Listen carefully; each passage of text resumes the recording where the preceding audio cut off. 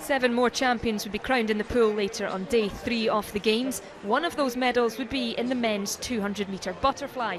We start with Heat 2 of the qualifying swims. South Africa's Chad le Clos going in lane 4, with Scotland's Cameron Brodie in lane 2. Your commentators are Mike McCann and Alison Shepherd. Brodie is swimming the race of his life here in lane 2. Brodie, who leads le Clos. In between that pair, it's Mitch Pratt to Australia. He holds down third. And then for fourth, we would probably go back to Irvine. But they're bringing it home now, and the crowd getting behind Cameron Brodie. The 21-year-old Scot swimming out of lane 2 in the blue cap. He's trying to hold on. The challengers are coming. Le Clos in 4 and Pratt in lane 3. And also finishing hard right down there in lane 7, Schooling. But he might hold on, I think. Brodie wins it. Le Clos second and Pratt third. Terrific effort. A great front-running performance by Cameron Brodie in Heat 2 of the men's 200 fly. He's won in a time of 1:57.28. And that time meant that Brodie qualified fastest for the final later in the day, ahead of the South African duo of Chad le Clos and Sebastian Russo. There was plenty of interest for the England supporters in Heat 3 of the women's 200-metre breaststroke, with 3 English swimmers in the field. We joined the race with 100 metres to go and a battle at the front between Canada's Ciara Smith in lane 3 and England's Molly Renshaw. It may be Renshaw who turns in front of Smith, just 4/100ths of a second separating them. And Sophie Taylor, the leader through the first 50, as you would expect from a girl who did so well in the shortest of the events. She's back there in third place and falling further back. Yeah, I think Molly Renshaw there in lane 5's got something to prove. She missed the Olympics in London 2 years ago. She did the qualifying time at the trials, but came second. So she didn't get selected because it was first place. And then at the second trials, she missed the qualifying time by 0.8. So they had an appeal and everything, and in the end, she missed the team. So she was really disappointed. So she's maybe trying to make amends here at these Commonwealth Games. She would have been disappointed, but as a 15-year-old, it would have made her stronger, mentally stronger. She's still quite young, well, very young, at 18 years of age. Now, in comes Ciara Smith. As I mentioned, she's very good on the turn, so important. And once again, she gets a big push off the wall going into this last lap, and she's been able to establish a decent lead here over Renshaw. And Taylor back there in third place, fourth at a below. What a good performance that was by Ciara Smith of Canada. Winning it from Renshaw, Taylor. So Smith qualifies with the fastest time ahead of Renshaw for a very strong final later on day 3 that also includes Scotland's Hannah Miley and Jamaica's Alia Atkinson, who have both medalled already in the Games. In the men's parasport 200-metre freestyle S14 heat, Australian Daniel Fox in lane 4 had his own world record in his sights. No doubt about the winner in a world record time. A world record to Daniel Fox of Australia. He's done it in the heats. He's broken his own mark. It's a 1:57.16. Another world record bites the dust in the parasport program. Another fantastic moment in the pool at these Games, and there's no doubt who the rest of the field need to catch in the final later on day 3. Next up was the qualifying for the women's 50-metre butterfly in Heat 6, pitched together defending champion Fran Halsall from England and Australia's Alicia Coutts, who picked up 5 gold medals in Delhi 4 years ago. Halsall in the water alongside Coutts, Sue and Vanderpool Wallace and Kelly, 1, 2, 3, then Towle, Erasmus and Kane, 6, 7 and 8. And this is a good start for Halsall and also Vanderpool Wallace. You can see I'm there in lane 2. They are the 2 leaders. Halsall in front, Vanderpool Wallace from the Bahamas in second, and then it's very, very close for third. No doubt about Fran Halsall though. Impressive, very impressive. Games record, that's how impressive. So a great swim for the in-form Halsall, who goes through to the semi-finals later in the day as fastest qualifier.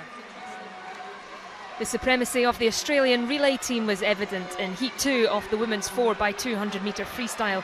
Bronte Barrett with a clear lead in the final stages. The Australians with so much depth. They've won the first two relays on the program, the women's 4x1 free, the men's 4x1 free, and they'll go in as hot favourites in the women's 4x2 free this evening. Australia, the game's record at 7.53, outside of that, but a comprehensive win. England finishing hard, but New Zealand will hold on for second. England third, and Scotland will take fourth, with Wales fifth.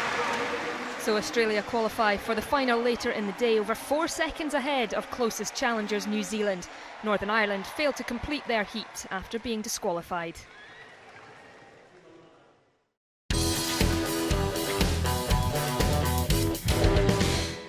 Welcome to the Kelvin Grove Lawn Bowl Centre for the Parasport Mixed Pairs B2, B3 gold medal match. It's the first of the tournament. And here's a Lexi guide to explain the classification. B2, B3 is for lawn bowls players with a visual impairment. They have sight no greater than 5 metres distance and or 20 degrees in field of view. The mixed pair consists one male and one female bowler of either classification. Each uses a sighted director to assist with aim. The home nation is in action here, and Scotland's opponents are South Africa. We join the action with scores tied at 10-all in the 14th end. The gold medal match between South Africa and Scotland.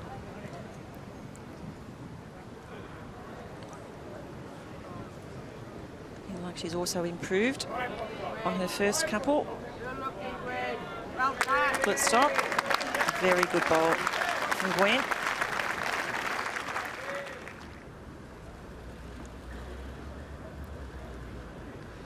Looking for the draw just around that front bowl. He's not far away. Needs to be perfect. He's played a very good bowl. Is it enough?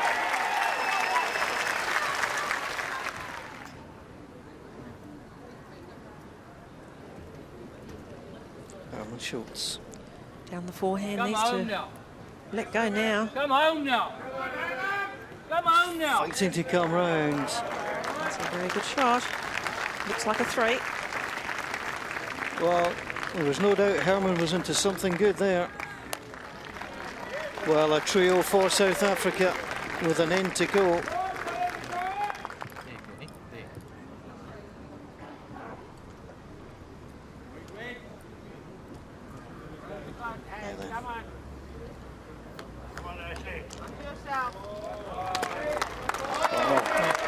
Wonderful result from that bowl of Gwen's. Well, it's not quite all or nothing, but it is gold or silver. Well, attacking as we thought he should. He's offline. He's off target, and it is silver for Scotland. But importantly, it's gold for South Africa.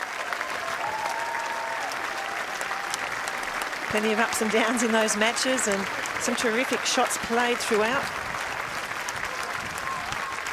Well, they have impressed throughout South Africa. They steamrollered their way through their group. Impressive in the semi-final. Never behind against Scotland in the final. They deserve gold. Just congratulations all round. A single shot at the end. Gwen Nell and Herman Schultz winning by 14 shots to 10 over Irene Edgar and Robert Conway. It's gold for South Africa.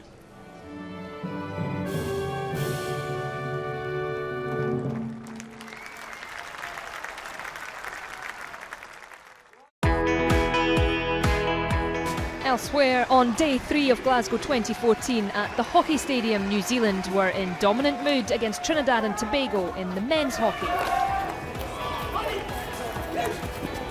Slightly off-footed, they've got it a chance at goal. Oh, it is a stunner. He might have picked the stick up from the defender in the follow-through. They eventually ran in 8 goals without reply. Shane Neal's second strike completing the scoring. And Australia then made short work of Wales, winning 7-1. The crowd were treated to a thrilling women's table tennis team quarter-final between England and Malaysia. England's Tin Tin Ho and Eun Sok Kim battling in the fifth and deciding match. Ho looked to be in control when she went 2 games up. But Sok Kim fought back, levelling at 2 each.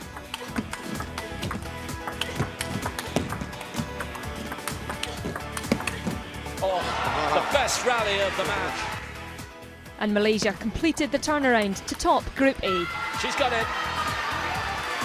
What a comeback. A most phenomenal match. She's really emotional, but the English players applauding her. You are going to hear an awful lot more of Tin Tin Ho, but the day belongs to Eun Sok Kim. In the badminton, there was more Malaysian success as the reigning champions enjoyed a clean sweep over Sri Lanka in the mixed team event. Not dropping a single game as Peng Soon Chan and Lai Pi Jing saw them home against Sri Lanka. Yeah, first time of asking. At the Sir Chris Hoy Velodrome, New Zealand's Thomas Scully and Jonathan Mould of Wales each finished with 28 points at the end of Heat 1 in the men's 40-kilometre points race. They're on the way round now for the next sprint, and it's Scully and Mould ahead. Scully's going to get the 5 points for New Zealand. Mould gets the 3 for Wales. But Peter Kenyon of the Isle of Man went one better with 29 points in Heat 2 ahead of this evening's final. Here comes Kenyon. Kenyon gets the 5. Jamaican sprint star Usain Bolt addressed the media today and told them how happy he is to be at his first Commonwealth Games, where he will compete in the 4x100 metres relay. As long as there are athletes and there's 8 lanes, there's always competition, because I think everybody works hard, and as you all know, I respect everybody and I take everybody seriously. And for me, it's something to add to my accolades over the years, so for me I finally get a chance to compete in one, so I'm very happy to be here. On a day of 5 finals in the judo, the main interest centres on a man and wife team contesting finals for different countries. Ewan Burton will retire from active participation after his bout in the men's under 100 kilogram category. His wife Gemma, competing under her maiden name Gibbons, features for England in the women's under 78 kilogram event. At the SACC complex, Joseph Cordina of Wales won a split decision over England's Pat McCormick in the men's lightweight boxing competition. Jesse Lartey had a decidedly easier contest later on when his scheduled opponent Nasser Mafaru of Tanzania failed to appear, meaning a walkover for the Ghanaian. A little bit rigid there. So short of a disqualification, I know who to put my money on here.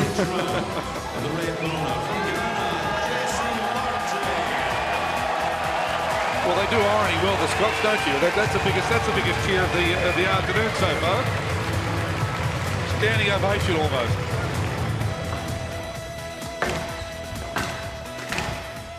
In squash, the expected close contest between England's Peter Barker and Cameron Pilley of Australia never materialised, as Barker won 3-0 to reach the semi-finals.